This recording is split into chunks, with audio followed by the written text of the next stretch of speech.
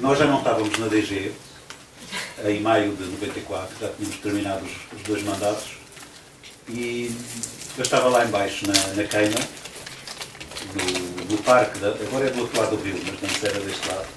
Estava com um amigo de Lisboa, que tinha sido da direção da Associação Académica de Lisboa, e de repente ele vira-se e diz: epá, aquele não é o Couto, aquele ali não é o Couto. E era o antigo ministro do Couto, o Couto Santos, ministro da Educação. Epá, o gajo aqui, o gajo tem coragem de vir aqui. E fomos andando na direção dele.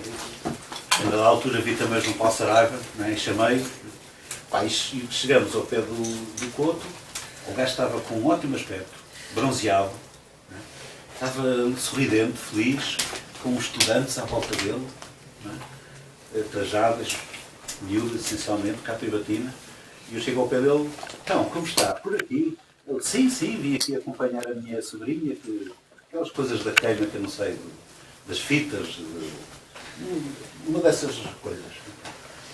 E cumprimentámos e tal, e eu levo a mão ao bolso e digo-lhe assim: olha, tenho aqui o resto do dinheiro de não ter pago as propinas, gostava de lhe oferecer uma fodinha. Uma fodinha eram uns shots que havia numas barracas. E ele ficou assim, eu expliquei: vamos lá então. E pelo caminho teve-me a contar que tinha ido para o Brasil, tinha estado não sei quanto tempo no Brasil, depois de ter sido demitido ministro, né? Agradeceu-me de ter podido ir para o Brasil, porque senão ainda era ministro e tal. Pelo percurso, eu peço ao João Paulo para chamar o Picassinos, que estava a fazer a cobertura para a Rádio Universidade, para a RUC. Entretanto vai-se juntando gente. Chegamos à tasca das fodinhas, eu peço 2 fodinhas, uma para mim e uma para ele. Bebemos, ele pede mais 2, bebemos. Entretanto, tinha chegado o Picassinos, muita gente, perguntas a ele, por aí fora. E era a vez dele voltar a pagar, não é? E ele saca de uma nota de 10 contos, que era a nota de mais valor que havia na altura, 50 euros, não é? Mete em cima do balcão, fodinhos para toda a gente. Eu fiquei a pensar para mim: este gajo levou-me a sério, não é?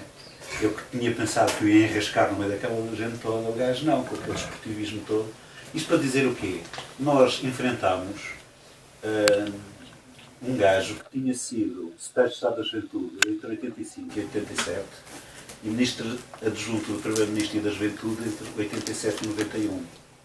Se nós recuarmos a 91,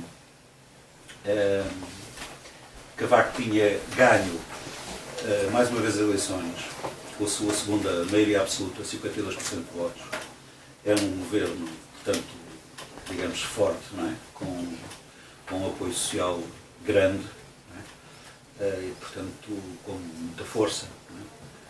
E ele nomeia o Diamantino Durão, que ao contrário do Couto Santos, que não percebia nada de educação, o Diamantino Durão percebia. Só que o Diamantino Durão era daquelas pessoas, daqueles erros de casting, daquelas pessoas que não passam na televisão. E no final de 91 começa a sofrer bastante contestação, nomeadamente relativamente à PGA, um pouco relativamente às propinas, né, ou a anunciada lei de propinas, mas também grande contestação por parte dos professores. E o que é que o Cavaco faz? O Cavaco substitui o Diamantino Durão por este tal Couto Santos, que não percebia nada de educação, mas que tinha andado aqueles anos todos, não é, com a malta da JSD, a plantar pousadas de juventude e outras estruturas, não é? E, portanto, tinha uma ligação muito forte com os militantes da JSD, que na altura dominavam a maioria das associações de estudantes do país, nomeadamente as 9 académicas. Até a Sandra Monteiro no início disse 7, mas não eram 9. A saber, Faro, Évora, Lisboa, Coimbra, Aveiro, Covilhã, Porto, Vila Real e o Minho. As 9 associações académicas eram todas controladas pela JSD. E então o que é que eles pensam? Isto foi-me confirmado pelo Diogo Vasconcelos, que na altura era o presidente da FAP, da Federação Académica do Porto. O que é que eles pensaram? Nós vamos meter este gajo, não é, que passa bem, não é? Junto à malta mais jovem, não é? Que teve aqueles anos todos com dinheiro para promover uma série de políticas relativas à juventude, algumas delas bem aceites. E vamos fazer o seguinte: as nossas associações vão se pronunciar contra o aumento das propinas, enquanto não houver reforço na ação social escolar. E, portanto, eles perceberam que não conseguiam, que iriam ter oposição por parte dos estudantes se se pronunciassem em favor da lei. Então arranjam esta formulação que se ficou a chamar o não enquanto. E, portanto, houve uma série de associações, ao início a maioria das associações, que diziam que eram contra o aumento das propinas enquanto não houvesse reforço da ação social escolar. E o que é que eles, portanto, prepararam? Eles prepararam obras que até já estavam previstas, não é? Projetadas e orçamentadas, não é? Mas incluíram tudo isso num pacote para propor aos estudantes como um contrato social, que era as associações que assinassem esse contrato, ou as academias em que as respectivas associações assinassem esse contrato social, iriam ter construção de residências estudantis, de cantinas, e de facto vieram concretizar isso. Então acabaram na altura do processo por ter o acordo de uma série de associações que deixaram de ser não enquanto para passarem a ser a favor das propinas. Para verem que, ao contrário do Diamantino Durão, que percebia muito mais de educação do que o Couto Santos, mas que era preciso uma estratégia diferente. E isto foi a estratégia com quem nós fomos confrontados. A questão, que, como dizia a Sandra Monteiro ao princípio, a questão da luta estava muito dificultada por, precisamente, a JSD controlar muitas associações, que era o que acontecia também aqui em Coimbra. Quando nós nos candidatamos pela lista E, em março de 92, a Associação Académica, nós tínhamos tido 12 anos de alternância entre a JSD e a JS. Tínhamos uma clara partidarização do movimento associativo. E era preciso, se nós queríamos, de facto, lutar à séria contra a implementação das propinas, era preciso nós conquistarmos a direção-geral. E era preciso pormos fim a esta partidarização. Já tinha havido uma lista, a lista E já vinha de anos anteriores. Era uma lista, digamos que era assim uma lista antissistema. Lembro-me de confere isto, lembro-me de um dos lemas de campanha era vamos ao tacho. Vamos ao tacho. Não é? E do ponto de vista programático, aquilo não tinha nada, não era nada. Mas... Faça você mesmo o seu próprio autocolante. O autocolante era branco e entregava um Isso autocolante já branco fomos às pessoas. nós. Não, nós foi com o E. Eles eram completamente brancos. Não, isso fomos o nós. que quisessem. Era assim uma coisa... Não, isso fomos nós.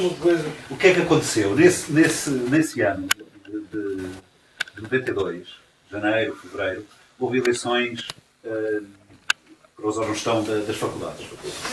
E nas três grandes, a FC TUC, Letras e Direito, as listas chamadas independentes ganharam as eleições de uma maneira estrondosa no caso da FC TUC, não é? Ficámos com maioria na Assembleia de Representantes, por exemplo, em Letras, e a lista U, e em Direito a lista T não ganhou, mas esteve próximo de... E isto, qual foi a oportunidade que se criou aqui? Foi que, se essa lista é contestatária contra a partidarização, se somassem estes elementos das faculdades, os órgãos das faculdades, a lista E iria ter, do ponto de vista programático, muito mais consistência, e iria conseguir-se fazer o que já em 69 se chamava subir as monumentais. Isto é, uma lista E que nos anos anteriores era constituída apenas por aqueles elementos que gravitavam à volta da sede da associação, das secções, organismos autónomos por aí fora, mais secções, com estes elementos das faculdades e dos órgãos de gestão, portanto, mais ligados aos estudantes, conseguiu-se criar uma lista em que a questão da participação foi muito mais efetiva. 4 minutos. Só tenho 4 minutos? Já te estou a dar um bónus. Ei! Isso já sabia. Bem, acabamos por ganhar as eleições com um grande resultado. Não é? Passámos à segunda volta com um número maior de votos do que alguma vez tinha havido na soma dos votos das duas listas na segunda volta dos anos anteriores. Ganhámos, portanto, uma legitimidade bastante grande. Houve um momento em concreto também da campanha que foi muito importante. Tinha havido um ENDA, um ENDA, um Encontro Nacional de Direções Associativas, que tinha decidido realizarem-se ações descentralizadas pelas academias no dia 24 de março, que é o dia do estudante. E aqui em Coimbra não se sabia de nada. Não sabia nada porque a DG não informava de nada. Mas nós sabíamos, pelos nossos colegas, nomeadamente de Lisboa, e então nós próprios da lista E que fizemos essa manifestação para o Governo Civil.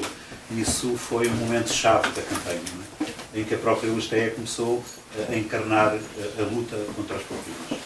E, portanto, esses resultados foram fantásticos, mas nós achávamos que era necessário ainda legitimar mais a nossa posição. E o que é que fizemos? Convocámos um referendo, uma Assembleia Magna de Voto, como apareceu no vídeo, não é? E aqueles resultados foram fantásticos.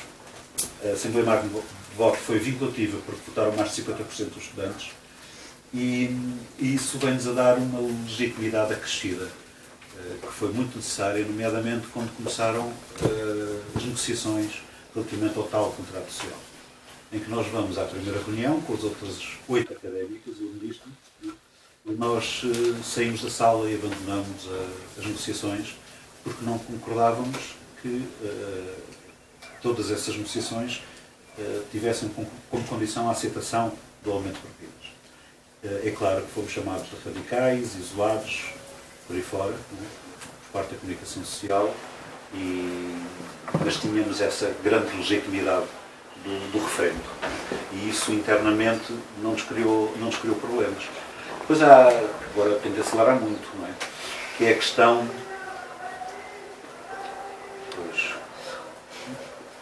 Há aqui uma coisa que eu não posso deixar passar, que é vocês que estudam hoje veem estas manifestações e podem pensar, aqueles gajos na altura manifestavam-se e tal, isso agora não era possível. Assim. Só que connosco as coisas não começaram com as imagens que vocês viram. Portanto, nós tínhamos acabado de ganhar as eleições, tínhamos acabado de fazer um referendo, que foi muito importante, porque foi um instrumento muito efetivo de informação dos estudantes, para optarem no seu voto. A malta discutiu, houve bastante informação, e portanto nós pensávamos que em termos de mobilização estávamos com a casa cheia. Não é? E no dia 14 de maio o Conselho de Ministros iria aprovar a proposta de lei a levar à Assembleia da República, não é? E em termos nacionais foi decidido fazer ações de luta descentralizadas pelas academias. E nós aqui em Coimbra foi uma manifestação na Praça da República. É certo que estava a chover, mas nós na altura olhávamos para os lados e éramos pouco mais de 100. Isto para quem tinha tido um referendo há 2 semanas com mais de 7 mil estudantes a votar, e as eleições, etc. E então o que é que fizemos? Na altura a DG fazia parte da direção do Gil Vicente, e foi fácil pegar naquela malta toda, tirá-la debaixo de chuva, metê-la lá dentro do Gil Vicente, e agora vamos discutir o que é que a gente vai fazer. Isto não pode ficar assim. E o que é que decidimos? Decidimos subir as monumentais, entrar nas salas de aula dos nossos colegas e trazê-los todos cá para fora, e com isso fazer uma grande manifestação. E de facto isso aconteceu, não é? Eu ainda me lembro das imagens de uma bote de gente a sair das portas das faculdades. Ainda havia aulas nas medicinas, não é? Portanto, matemática, física, química, medicinas, direito, não é? E juntou-se ali uma manifestação já condigna. É claro que houve quem subisse à cabra, não é? Questão simbólica, e depois descemos ao Governo Civil e aí nos manifestamos. Isto é muito importante, não é? Quer dizer, nós, a primeira manif, tinha pouco mais de 100 pessoas. Tem que acabar, não é, Ana? Já devias ter acabado. Pois. Mas vais falar mais vezes. Ok. Em 92 fazia 23 anos da crise de 69. Hoje, em 2015, faz 23 anos do início da luta das propinas em 92. É preciso ter noção disto. Não é? É preciso ter noção que são várias e várias gerações de estudantes que, entretanto, passaram por aqui. Nós, em 92, 99% dos estudantes, em 92, não faziam a mínima ideia do que tinha sido a crise de 69. Quando nós, em Mas 92, tinham ouvido qualquer coisa. tinham ouvido uma coisa importante e que já vou pegar nela, que é a questão das tradições. Mas já vou aí. Nós, no fim do segundo mandato, em 94, do dia 17 de abril, fazia precisamente 25 anos do início da crise de 69, e nós organizámos umas mega celebrações dos 25 anos da crise de 69, porque nos interessava, não é? Porque nos interessava transmitir aos nossos colegas, atenção, o que nós estamos hoje aqui a fazer, não é? Já foi feito em Coimbra. Não sei se vocês têm noção do que é que foi a crise de 69, mas foi a maior crise académica de sempre neste país. E nós fizemos uns painéis enormes com informação, que circularam pelas 7 faculdades. Fizemos um jantar comemorativo com estudantes de 69, um jantar volante, que foi, pronto, possibilitava mais conversa do que jantares sentados à mesa, em que tiveram presentes mais de 400 estudantes da crise de 69. E fizemos no dia a seguir uma reunião no Palco Intela, que encheu completamente, trocas de experiências de malta de 69 e as nossas da altura. Se vocês gostaram deste vídeo, que foi projetado antes da conversa, ele vai ser publicado no YouTube, partilhado no Facebook da Bota Abaixo, e vocês podem ajudar a divulgar. Porque, de facto, há aqui imagens que, mais uma vez, 99% dos estudantes hoje na universidade nunca viram. Pronto, e isso é importante. É importante porquê? Entre outras razões. Porque nem toda a tradição é praxe. Coimbra tem uma tradição de contestação estudantil. Não só a crise de 69, mas outros momentos. E nós, se confundirmos, metermos no mesmo saco praxe e tradições académicas, nós estamos aqui num enorme erro. Eu vou-vos contar 2 ou 3 histórias. Aquelas imagens da porrada em 24 de novembro de 93. Viram? Em frente à Assembleia da República. Aquilo foi um dia em que houve ações descentralizadas nas diversas academias, e os estudantes de Lisboa resolveram fazer uma manifestação em frente à Assembleia da República. Como eram só os de Lisboa, eram poucos. Como eram poucos, levaram porrada, levaram sim. Não é? Mas isto não é desculpa, como é óbvio. Na altura não havia telemóveis, nem nada disso. Nós estávamos a mandar o Couto ao Rio e soubemos, foi através de um jornalista do TSF que soubemos o que tinha acontecido em Lisboa.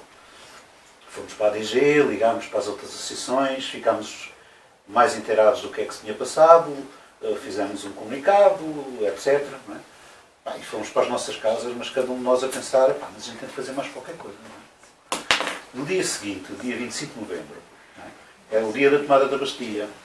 Não sei se vocês sabem, em 1921, a Associação Académica tinha umas instalações pequenas, parcas, por baixo do Clube dos Lentes, num edifício que já não existe, que foi destruído pela Alta, e os estudantes resolveram tomar de assalto o Clube dos Lentes, portanto, o Clube dos Professores, para expandir as instalações da Associação Académica.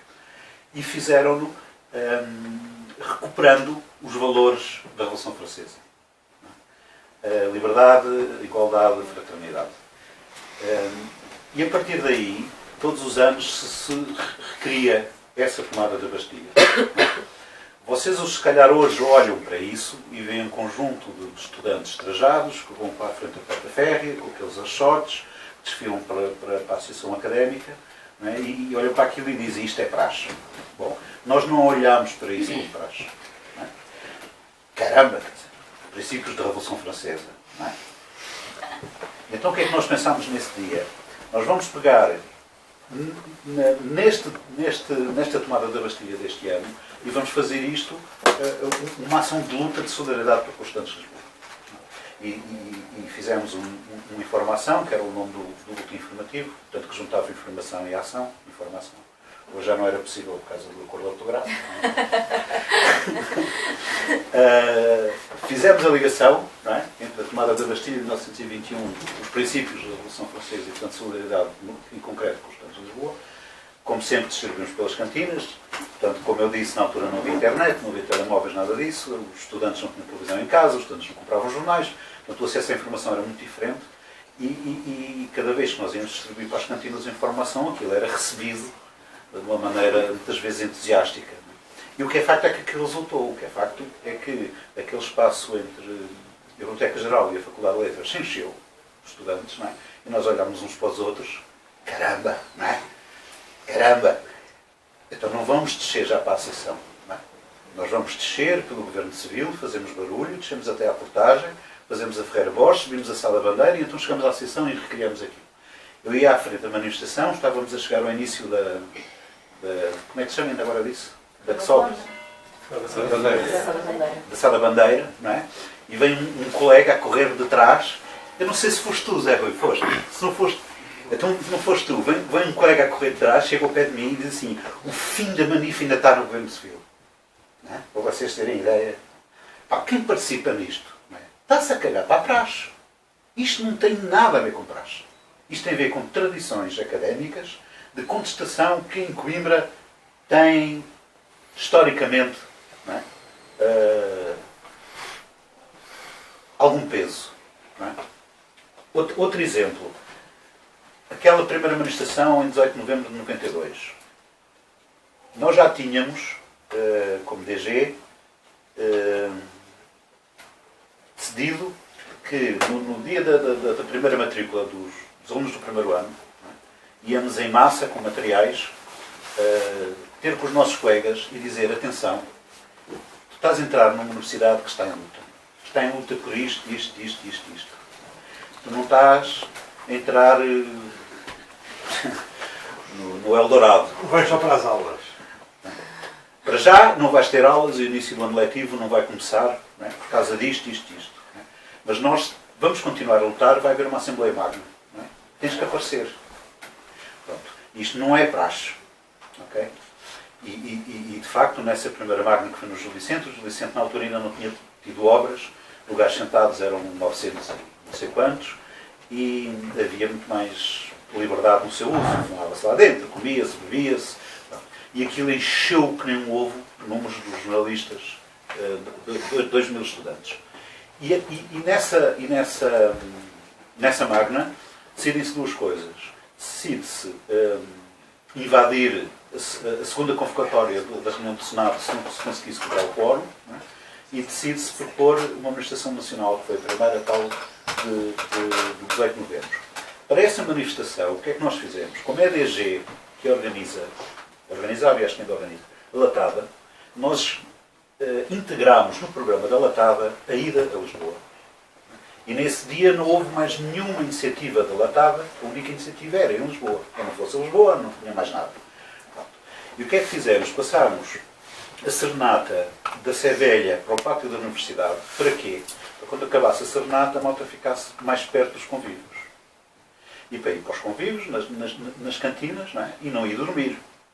E as cantinas duraram até o nascer de sol e a hora marcada, não é? Acabou o convívio, acabou a música, não é? E toca de ir levantar o que nós chamámos as rações de combate, não é? Que era um saquinho organizado pelos sociais com 2 sandes, 2 peças de fruta e 2 cervejas. E a malta levantou. E a malta estava incluído no bilhete da ida a Lisboa. Não é? E portanto quem tivesse o bilhete levantava 700 escudos a 10,5 euros. 700 escudos já tinha direito à ração de combate. Exatamente. E portanto a malta levantava a ração de combate, não é? E toca descer até Coimbra, não é?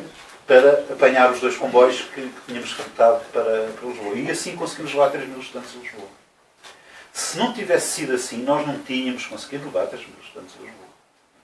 Portanto, mais uma vez, a integração das tradições na luta é possível. Outro exemplo. Nessa segunda convocatória, dessa segunda reunião do Senado, portanto, como era a segunda convocatória, a quebra de quórum era mais difícil, tinha de sair 70% das pessoas da sala. Não é? E nós tínhamos falado com todos os professores, sem exceção, e tínhamos noção que aquilo não estava garantido.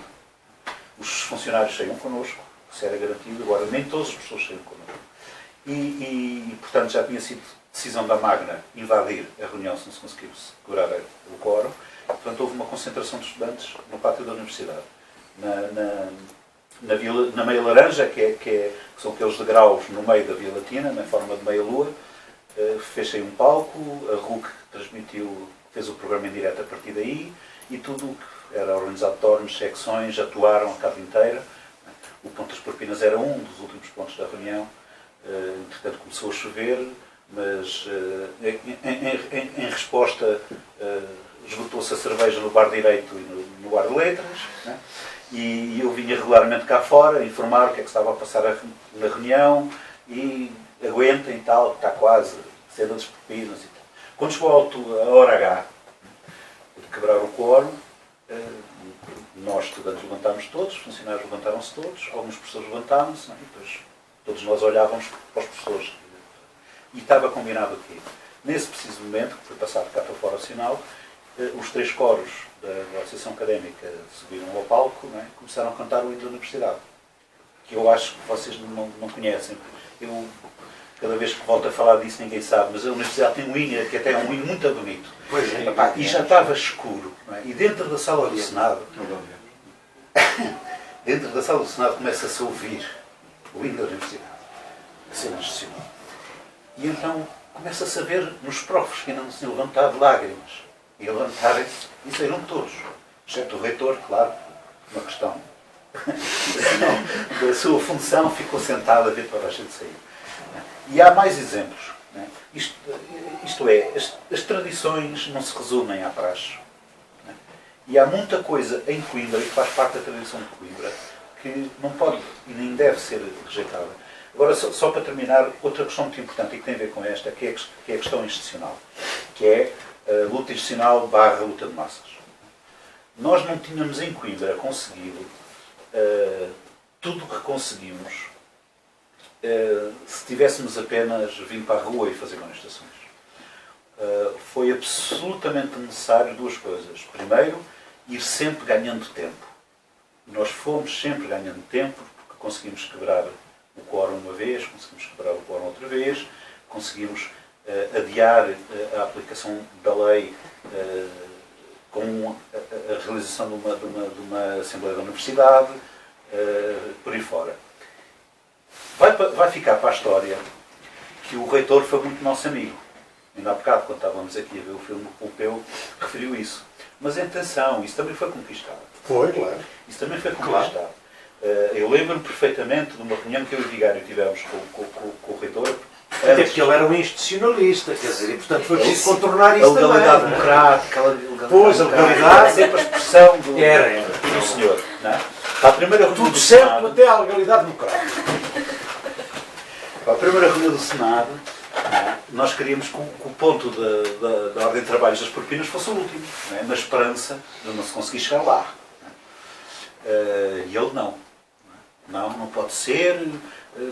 Fica o 5º ponto. E nós, processos com o gajo. Eu lembro perfeitamente da última coisa que lhe disse nessa reunião, quando já me estava a levantar para ir embora, era: o senhor reitor não pense que vai discutir as propinas, porque não vai.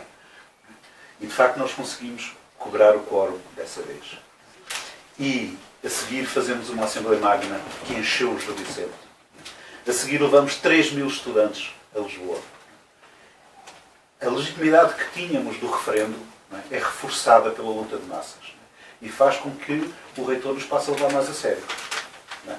Mesmo assim, o animal, em vez de convocar uma segunda reunião do Senado, não, faz uma segunda convocatória. O que tornou que, se da primeira convocatória bastava 50% de saídas para quebrar o quórum, na segunda era preciso 70%. E o que é que nós fazemos? Nós pomos aquela malta toda no pátio da Universidade a ameaçar a invasão. E fechamos, damos aquele nó final do hino. E aí o homem é conquistado, não é hipótese, como foram todos. Entretanto, ele no CRUP, ele era o presidente do CRUP, o Conselho de Reitores, e a propósito das questões de financiamento e das posições que o Senado já tinha tomado relativamente ao Orçamento de Estado, ele começa, como presidente do CRUP, a ter posições mais firmes. Não é? E, na altura, é o próprio reitor de Coimbra que precisa que os estudantes continuem em luta com esta consequência. Não é? Porque, senão, no CRUP perde força. Não é? Se em Coimbra os estudantes tivessem deixado de lutar, ele perdia força. E, portanto, é assim que se gera, que se consegue esta articulação, não é? com as instituições. E a articulação entre a luta institucional e a luta de massas, então, é fundamental. A questão das instituições é também a questão da estrutura associativa, como disse a Ana. Nós não tínhamos conseguido fazer nada do que fizemos se não tivéssemos conquistado a DG. E aqui uma bocadinha de divergência com a Ana. É que, Essa procura delas. é que a lista não é só a malta politizada de esquerda. O vigário tinha votado no Cavaco, tinha votado no PSD. Você contou incluir o vigário nessa modalidade de esquerda. Não, mas repara, o que é importante? O que é importante é O vigário é a imagem tradicional do estudante de Coimbra. Claro, por isso mesmo. Por isso é que ele foi cabeça de lista. Ele tinha sido quartanista, tinha sido da Comissão da Queima, o gajo de direito na Comissão da Queima, tinha tal. Não é? Pronto.